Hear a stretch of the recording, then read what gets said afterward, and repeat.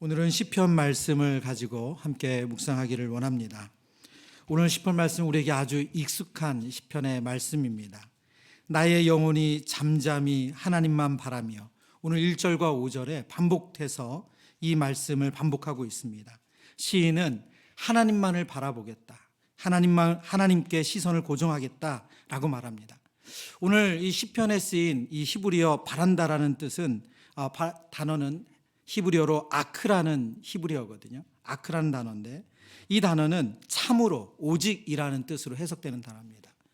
그러니까 사실은 우리말로 보면 바란다라는 이렇게 그런 문장으로 해석되기보다 오직 이 순서대로 하면 오직 주님만, 오직 하나님만, 그런 뜻이에요.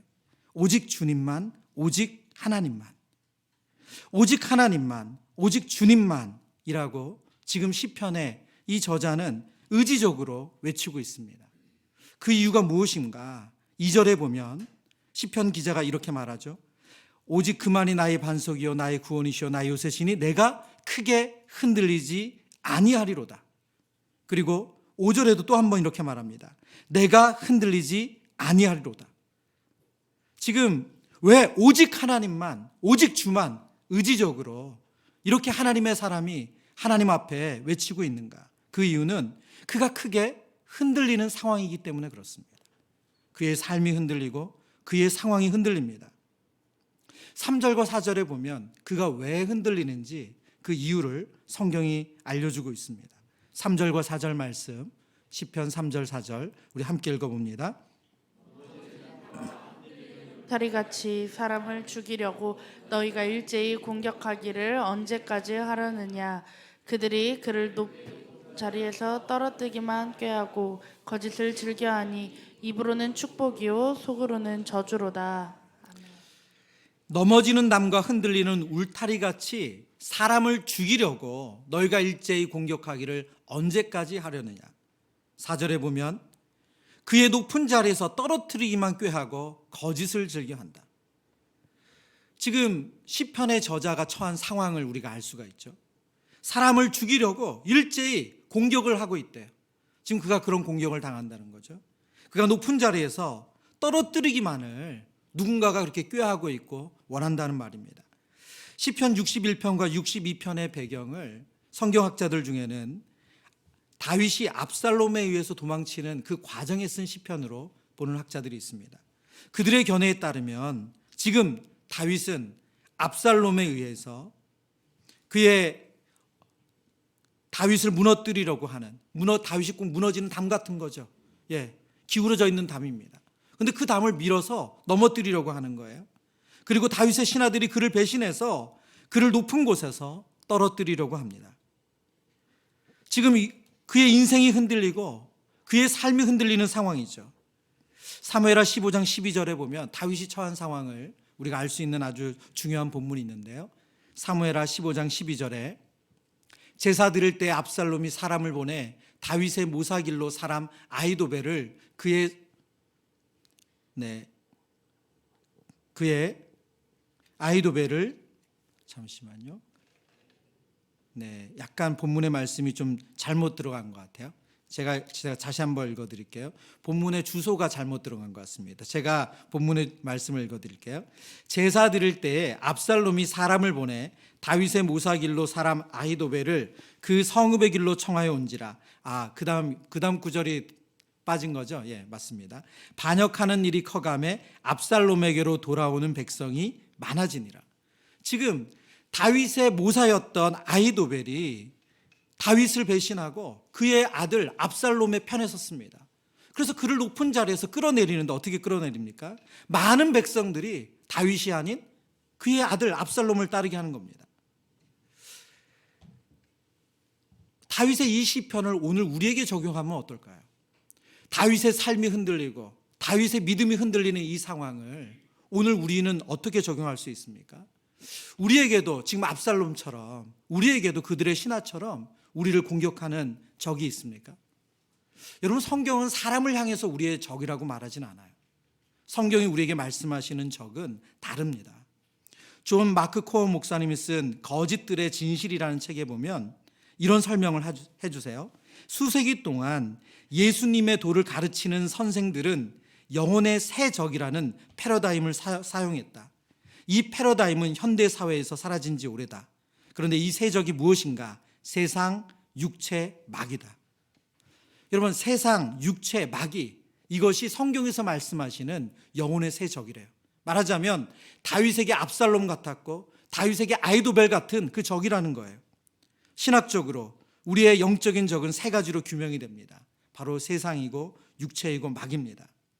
오늘 본문의 묵상에서 많이 벗어나기 때문에 자세히 다루진 않습니다. 핵심은 우리가 하나님의 자녀로 살아가는데 우리를 자녀되게 살아가지 못하도록 하는 적이 있다는 거예요. 끊임없이 우리를 흔들고 우리의 믿음을 흔들어 놓는 그런 적이 있다는 것입니다.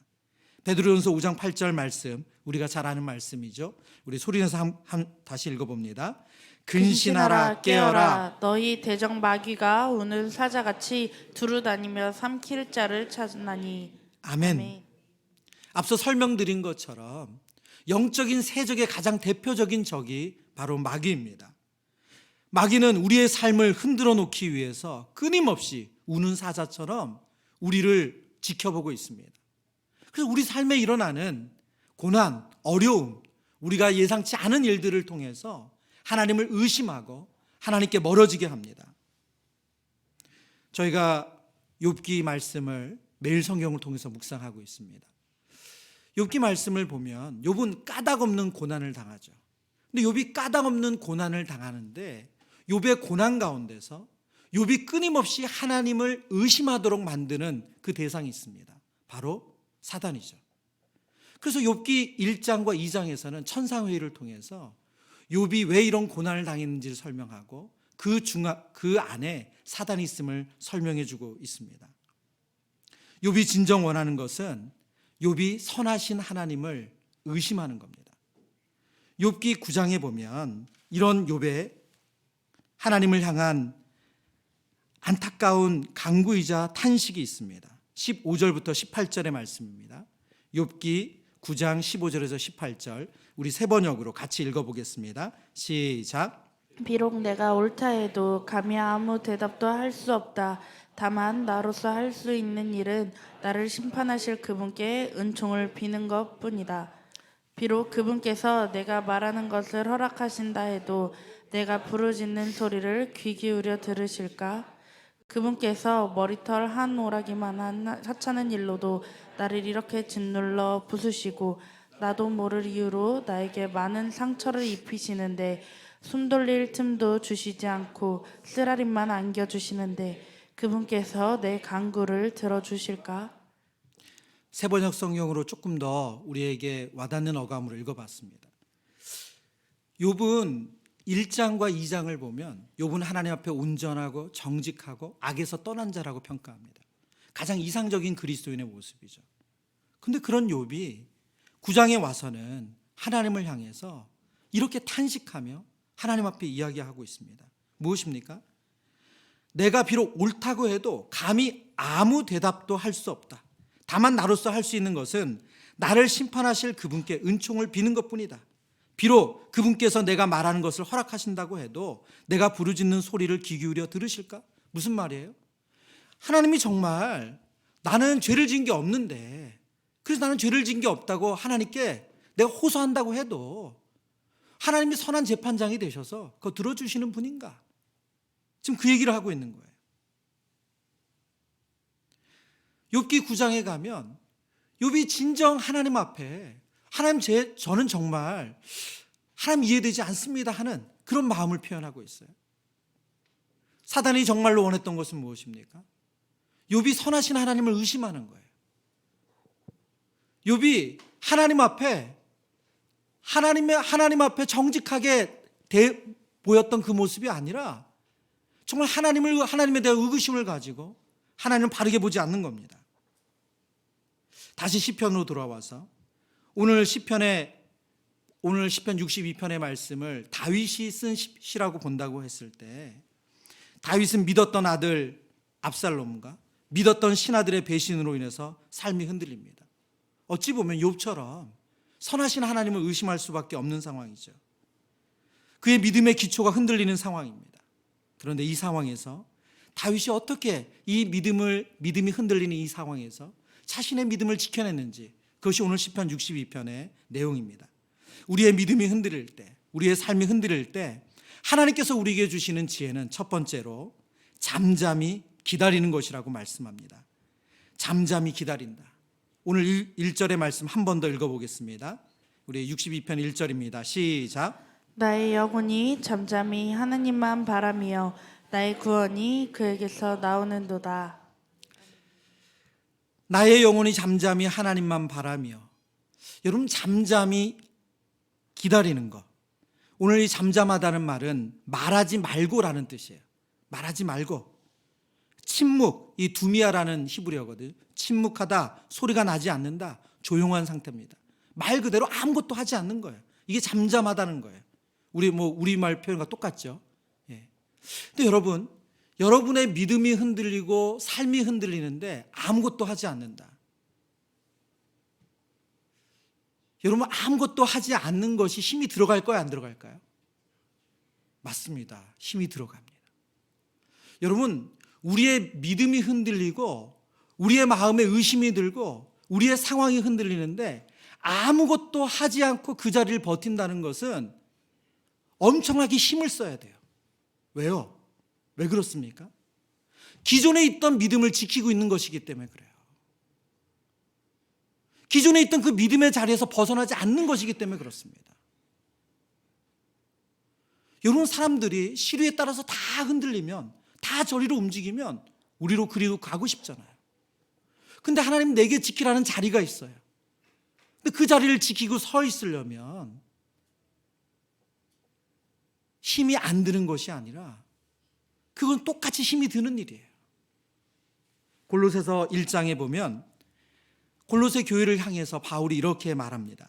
만일 너희가 믿음에 거하고 터 위에 굳게 서서 너희의 들은 바 복음의 소망에 흔들리지 아니하면 그리하리라. 여러분 보세요. 믿음에 거하고 터 위에 굳게 서서 너희의 들은 바 복음의 소망에 흔들리지 아니하면, 굳게 서 있는 것이, 그 자리를 지키는 것이 복음의 소망에 흔들리지 않는 거래요. 여러분, 서서 그 자리를 지키는 것, 잠잠하는 것, 이것은 아무 에너지가 들어가지 않는 일이 아니라 정말로 우리의 온 힘을 다해서 싸우는 일이라는 거예요. 여러분, 우리가 우리의 믿음이 흔들리고 하나님에 대해서 의심이 들고 그리고 정말 이렇게 지금 가는 게 맞나 하는 생각이 들 때 아무것도 하지 않고 그 자리를 지키는 거 너무너무 어렵습니다. 제가 이 간증은 여러 번 한 간증이지만 너무 이상하게 맞는 간증이어서 다시 한번 하려고 해요. 이 간증이라고 하면 늘 승리하고 기쁘고 이 열매가 있는 얘기를 해야 되는데 이 간증을 할 때마다 부끄러워요. 2002년에 제가 부임했던 교회에 한 달쯤 조금 지나고 2월 초였던 걸로 기억이 나요. 이제 서울의 한 큰 교회에서 강의를 마치고 돌아오는 밤에 교통사고가 났어요. 제 뒤에서, 제가 그때 차던 차는 흰색 티코, 국민차 아시죠? 티코였고, 그리고 저를 뒤에서 크게 추돌한 차는 흰색 코란도였어요. 그리고 그 코란도 뒤를 또 택시가 또 박았어요. 3중 추돌 사고가 난 거예요. 그리고 제 차는 코란도에 부딪혀가지고 10m를 붕 날랐어요. 이제 그 교통사고로 제가 한 달간 병원에 입원해 있었거든요. 부임한 교회에서 이제 한 달 조금 넘은 때였는데 뭐 어쩔 수 없죠. 몸이 팅팅 붓고 계속 이 한쪽으로는 저림이 오고 그래서 병원에 누워 있었어요. 그런데 제가 거기서 오늘 이 말씀 그대로더라고요. 병원에 이 환자들이 넓은 이 교통사고 환자들이 있는 병원에, 정형외과 병원에서 한 달을 누워 있는데요. 제 믿음을 흔드는 이야기가 너무너무 많은 거예요. 여러분, 교통사고 환자들이 병원에 앉아서 무슨 얘기 하겠어요? 다 억울한 얘기 하는 거예요. 끊임없이 억울한 얘기. 이거 이때 안 고치면 이것이 후유증 장애가 온다. 그리고 이거 안 하면 이거 손해본다. 매일같이 정말 아침에 밥 먹고 점심에 먹고 저녁에 밥 먹고 그분들이 끊임없이 계속 그런 얘기를 하는 거예요. 이어폰 꽂고 찬양 듣고 말씀을 듣는다고 해도 끊임없이 그분들의 이야기가 들리잖아요. 근데 어느 날 정말 저의 믿음을 크게 흔들는 사건이 있었어요. 그러면서 그 병실마다 손해 사정인이 돌아다니시면서 이제 한 분씩 그렇게 이야기를 걸어요. 손해 사정인이라고 들어보셨습니까? 저는 그때 처음 알았어요. 그게 뭐냐면 보험을 합의를 봐주는 분인 거예요. 역할을 해주시는 분. 저에게 그때 내가 정말 이러고 여기서 가만히 앉아 있는다고 내 병이 나을까? 그리고 또 내가 제대로 보상은 받을까? 너무너무 그 마음이 흔들렸어요. 그래서 옆에 있는 분들이 다 그렇게 하는 거라고 이야기하고, 그리고 또 병원에서도 그렇게 하는 거라고 얘기하고, 그래서 제가 그분과 상담을 하고 병원을 그 다음부터 2번이나 옮겨 다녔어요. 근데 제가 병원을 옮겨 다닐 때마다 제 마음에 이게 맞는 건가? 이게 하나님 기뻐하시는 건가? 이게 내가 정말 믿음으로 하는 건가? 저에게 있어서는 영적으로 가장 암흑기였어요. 왜요? 제가 잠잠히 하나님 앞에 기도하고 기다렸어야 되는 때인데, 사람들이 말하는 대로, 그리고 세상이 말하는 대로 정말 이리저리 믿음에 굳게 서서가 아니라 믿음의 뿌리가 뽑혀가지고 이리저리 부표 흔들리는 때였어요. 제가 20년이 지났는데도 이 얘기하면서 얼굴이 화끈거리네요. 여러분, 잠잠히 기다린다는 것은 에너지가 안 들어가는 일이 아니에요. 힘이 안 드는 일이 아닙니다. 사람들이 다 이 길로 따라갈 때, 이 길로 가야지 손해를 안 본다고 말할 때 하나님을 바라보면서 그 길에 서 있는 거, 여러분 너무너무 힘든 일이에요. 오늘 말씀을 묵상하다가 잠잠히 기다리셨던 예수님을 묵상하게 됐습니다.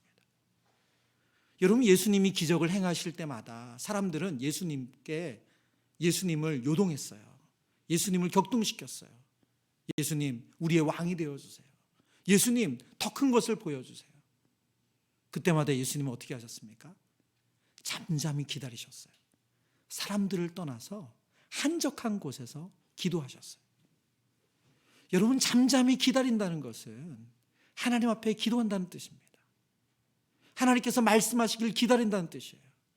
하나님께서 지혜 주시기를 기다린다는 뜻이에요. 저와 여러분이 믿음이 흔들릴 때, 우리의 삶이 흔들리고 우리의 믿음이 흔들릴 때 저와 여러분이 해야 될 첫 번째 지혜가 있다면 잠잠히 기다리는 겁니다. 어떻게 할까? 이리저리 뛰어다니는 것이 아니라 잠잠히 기다리는 것, 그것이 하나님 주시는 지혜인 줄 믿습니다. 오늘 믿음이 흔들릴 때 2번째 성경이 말씀하시는 것은 하나님이 이전에 행하신 일을 기억하라고 말씀합니다. 오늘 2절의 말씀입니다. 오늘 62편 2절 한 번 더 같이 읽습니다. 오직 그만이 나의 반석이시요 나의 구원이시요 나의 요새시니 내가 크게 흔들리지 아니하리로다. 아멘. 오늘 다윗은 하나님 앞에 오직 그만이 나의 반석이시요 나의 구원이시요 나의 요새시니 내가 크게 흔들리지 않는다라고 고백합니다. 이 다윗의 고백은 사무엘하 22장 2절에 똑같이 나옵니다. 사무엘하 22장 2절, 여호와께서 다윗을 모든 원수의 손과 사울의 손에서 구원하신 그날에 다윗이 이 노래의 말씀으로 여호와께 아뢰어, 2절의 말씀 우리 같이 읽어봅니다. 이르되 여호와는 나의 반석이시요 나의 요새시요 나를 위하여 나를 건지시는 자시요. 아멘. 다윗이 하나님을 향해서 하나님 나의 반석이 되십니다. 하나님 나의 요새가 되십니다. 하나님은 나를 위하여 건지시는 분이십니다. 이 찬양을 언제 불렀습니까? 다윗은 전쟁에 이길 때마다 승전가로 하나님께 불렀어요. 다윗은 그의 상황이 흔들리고 믿음이 흔들릴 때가 수없이 있었습니다. 그리고 그때마다 하나님께서 건져주시고 하나님께서 도와주시고 하나님께서 능력이 되심을 경험했어요. 지금 오늘도 똑같이 압살롬에 의해서, 그의 신하들에 의해서 배신을 당해서 또 그의 믿음이 흔들릴 때 다윗이 무엇을 기억합니까? 하나님께서 이전에 그의 삶 가운데 행하셨던 일을 기억합니다. 하나님께서 어떻게 그를 건져주셨는지, 어떻게 구원해 주셨는지 그것을 기억하는 거예요. 그래서 의심이 그를 떠밀고 갈지 않도록, 상황이 그를 떠밀어 갈지 않도록 오직 하나님이 행하신 일을 기억함으로 하나님을 바라볼 수 있도록 하는 겁니다. 저와 여러분의 마음에 하나님에 대한 선하심에 대한 의심이 찾아오고, 그리고 하나님 왜 이렇게 하셨지? 하는 그런 마음이 들 때 저와 여러분이 두 번째로 해야 할 일이 있다면 이전에 하나님이 행하신 일을 기억하는 거예요. 저와 여러분의 삶 가운데 반석이 되시고 요새가 되시고 구원자가 되셨던 그 선하신 하나님이 행하신 일을 기억하는 겁니다. 그때 하나님께서 저희를 다시금 그 믿음의 자리에 굳건히 서서 하나님을 바라볼 수 있도록 도우시는 줄 믿습니다. 신명기 7장에 보면 하나님께서 출애굽 2세들에게 이렇게 말합니다. 내 하나님 여호와께서 너를 인도하여 내실 때에 내가 본 큰 시험과 이적과 기사와 강한 손과 편파를 기억하라. 내 하나님 여호와께서 내가 두려워하는 모든 민족에게 그와 같이 행하실 것이요. 신명기서에서 가장 반복되는 단어 중에 하나가 기억하라는 거예요. 기억하라. 하나님께서 너희 가운데 행하신 일을 기억하라. 우리가 믿음이 흔들릴 때, 우리의 상황이 요동칠 때 우리가 해야 할 일은 다른 사람들이 어떻게 하느냐를 찾아보는 것이 아니라 하나님이 나에게 행하신 일을 기억하는 것인 줄 믿습니다. 제가 이제 요즘 감사 노트를 우리 성도님들을 드리기 위해서 준비하고 있거든요. 그러다가 제가 2019년에 쓴 감사 노트를 보게 됐어요. 코로나가 시작하기 전이었죠. 예. 그 감사 노트, 153 감사 노트에 쓴 그 감사 노트를 보는데 정말 그때 하나님 앞에 간절히 기도했던 내용들, 그때 1만 성도 파송 운동을 준비하면서 너무나도 이 막연했던 때였거든요. 그때 하나님께 제가 믿음으로 감사했던, 의지적으로 감사했던 내용들이 그 내용에 있더라고요. 근데 여러분, 그게 얼마나 감격스러운지 아세요? 그때 제가 믿음으로, 이루어지지 않았지만 하나님 이렇게 하실 거라고 믿음으로 감사했던 내용이 지금 이루어졌어요. 지금 누리고 있어요. 여러분, 이전에 하나님이 행하신 일을 기억할 때 여러분 아주 좋은 팁인 것 같아요. 여러분, 기도 일기를 쓰시든지 기도 노트를 쓰시든지 아니면 감사 노트를 꼭 쓰시길 바랍니다. 그것이 저와 여러분이 시간이 지나도 우리의 기억은 오류가 많잖아요. 요즘 우리 교육자들이 회의를 하면 늘 그럽니다. 우리는 오류가 많다. 기억이 잘 안 나요. 지난 학기 뭐 했는지 기억이 안 나요. 어떻게 했는지 방법적으로 들어가면 다들 서로 의견이 달라요. 기록하면 정확하게, 여러분, 하나님이 우리에게 행하신 일을, 오늘 행하신 일을 기억하시길 바랍니다. 그러면 우리가 불과 한두 달 후에라 할지라도 이전에 우리에게 행하신 그 하나님의 일을 기억하면서 우리의 마음이 흔들릴 때, 우리의 믿음이 흔들릴 때 하나님께서 굳건히 붙잡아 주실 줄 믿습니다. 세 번째, 믿음이 흔들릴 때 하나님께서 우리에게 주시는 지혜는 하나님께 마음을 쏟아 놓으라는 거예요. 하나님께 마음을 쏟아 놓아라. 8절의 말씀, 오늘 본문 8절의 말씀 같이 읽어보겠습니다. 백성들아, 시시로 그를 의지하고 그의 앞에 마음을 토하라. 하나님은 우리의 피난처시로다. 아멘. 다윗처럼 그의 아들에게 혹은 그의 신하에게 배신을 당했습니다. 그런 너무나도 이해할 수 없는 일을 겪을 때 우리의 마음이 어떻습니까? 우리의 마음이 원망이 나오죠. 불평이 나옵니다. 여러분, 성경은 우리에게 하나님 앞에 정직하게 우리의 마음을 쏟아 놓으라고 이야기해요. 여러분, 그것을 참으라고 이야기하는 것이 아니라 쏟아 놓으라고 이야기합니다. 저는 이 시편 62편의 말씀을 제가 잘한다고 생각했었는데 잘 몰랐더라고요. 너무 몰랐더라고요. 특별히 이 후반의 내용은 제 기억이 전혀 없었던 것 같아요. 그 앞에 말씀을 제가 잘 알고 암송까지 했다고 생각했는데 이 말씀을 이번에 다시 한번 묵상하면서 다시 한번 하나님의 놀라운 은혜를 깨닫게 됐습니다. 여러분, 저희의 마음이 흔들리고 요동칠 때 하나님은 그 마음을 표현하라고 말씀하세요. 감추지 말고 표현해라. 성경은 믿음을 맹목적으로 설명하지 않습니다. 덮어놓고 믿으라고 말씀하지 않아요. 하나님은 우리에게 설명하시는 분이고 설득하시는 분이고 이해시키시는 분이세요. 물론 우리가 모든 걸 다 이해할 수는 없습니다. 그러나 하나님은 우리에게 인격적으로 다가오셔서 우리에게 설명하시고 설득하시고 이해시키세요. 여러분, 그래서 우리가 할 일은 무엇입니까? 내 안에 있는 것을 하나님께 쏟아놓는 거예요. 저와 여러분 안에 있는 의문, 저와 여러분 안에 있는 불평, 그 원망, 그 상함을 쏟아놓는 거예요. 우리가 하나님 앞에 쏟아놓을 때 우리 안에 어떤 것이 발견됩니까? 우리가 진정으로 두려워하는 것이 무엇인지를 알게 돼요. 저와 여러분이 정말로 하나님 앞에 두려워했던 것이 무엇인지를 알게 됩니다. 두려움의 실체를 만나게 돼요. 여러분, 거기서 저와 여러분의 회복이 있습니다. 지난 여러분의 삶 가운데 여러분이 하나님 앞에 쏟아놓지 못했던 것, 여러분이 하나님 앞에 표현하지 못했던 것, 여러분, 그 이유가 무엇인지 모르지만 그 이유의 한가운데는 두려움이 있어요. 그 두려움의 실체가 무엇인지 여러분의 감정을, 여러분의 의문을, 여러분의 의심을 하나님 앞에 이야기할 때 그 두려움의 실체와 마주하게 됩니다.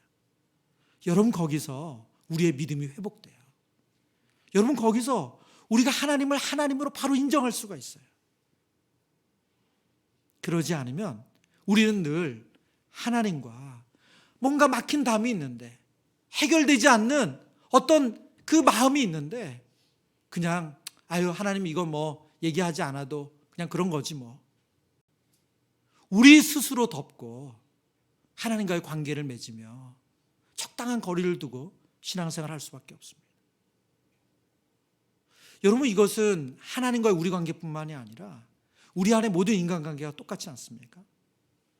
부부관계 속에서도 서로 이 이야기를 하면 껄끄러워지고 불편해지니까 이야기를 하지 않는 이야기들이 있어요.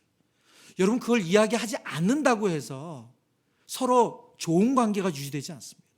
부모와 자녀 관계도 똑같습니다. 그 이야기하면 서로 화가 나거나 서로 원망으로 끝나니까 이야기하지 않고 적절한 선에서 지나가는 이야기들, 그것이 그 관계를 온전하게 만들지 않습니다. 오늘 성경은 우리에게 하나님께 마음을 쏟아놓으래요. 백성들아, 시시로 그를 의지하고 그의 앞에 마음을 토하라. 욥기를 묵상하면서 너무 은혜가 되는 내용이 바로 이 부분입니다. 욥기 3장부터 욥기 40장 후반부까지, 욥기 38장까지의 내용은 욥과 세 친구들이 하나님 앞에서 변론하고, 그리고 뒷부분은 욥이 하나님 앞에 끊임없이 자신의 마음을 쏟아놓는 이야기입니다. 여러분, 왜 이것이 필요할까요?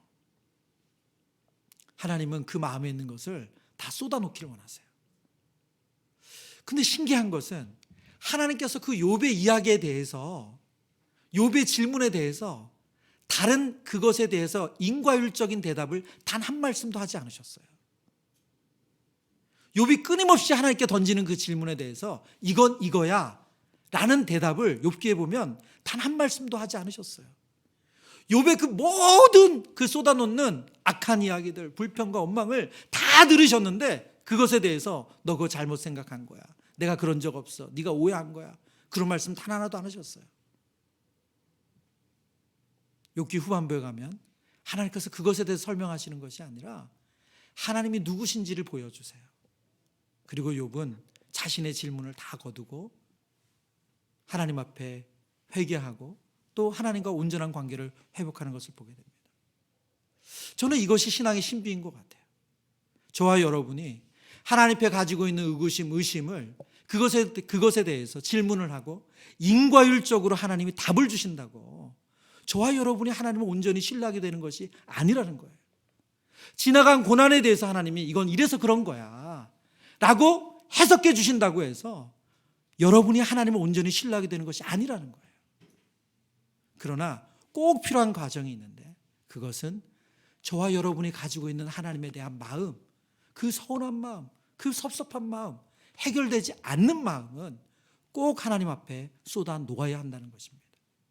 하나님은 그것을 통해서 우리의 마음을 온전케 하시는 줄 믿습니다. 말씀을 정리합니다. 오늘 시편 62편의 말씀을 통해서 하나님은 우리의 믿음이 흔들릴 때, 상황을 통해서 우리의 믿음이 흔들릴 때 우리가 어떻게 그 믿음을 지킬 수 있는가? 세 가지로 정리해주고 있습니다. 첫 번째는 잠잠히 기다리는 것입니다. 잠잠히 기다리는 것, 아무것도 안 하는 것. 그러나 이 아무것도 안 하는 것이 힘이 들어가지 않는 일이 아니라 굳건히 서 있기 때문에, 그 자리를 지키는 거기 때문에 힘이 들어가는 일이에요.